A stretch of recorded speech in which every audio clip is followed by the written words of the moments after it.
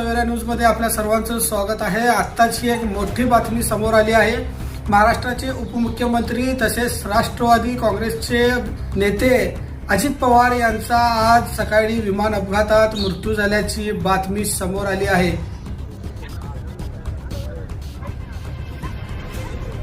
महाराष्ट्राचे उपमुख्यमंत्री आणि राष्ट्रवादी काँग्रेसचे ज्येष्ठ नेते अजित पवार यांचा आज सकाळी विमान अपघातात निधन झाले आहे।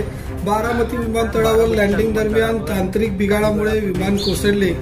या भीषण दुर्घटनेत अजितदादांनी अखेरचा श्वास घेतला आहे, ज्यामुळे अवघा महाराष्ट्र शोकाकुल झाला आहे।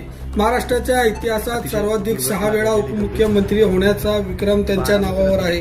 सकाळी 7 वाजता मंत्रालयात हजर होणारा मंत्री अशी त्यांची शिस्तबद्ध ओळख होती। अजित पवारांच्या जाण्याने महाराष्ट्राने एक कार्यक्षम प्रशासक आणि जमिनीवरचा नेता गमावला आहे। बारामतीसह संपूर्ण पुण्यात शांतता पसरली आहे। त्यांच्या पश्चात पत्नी सुनेत्रा पवार आणि मुले पार्थ व जय असा परिवार आहे। त्याबाबत पुढील अपडेट आपल्याला देत राहू। आपण पाहत राहा सोलापूर सवेरा न्यूज। मी Sakib Shaikh, Solapur. Subscribe now and press the bell icon. Never miss an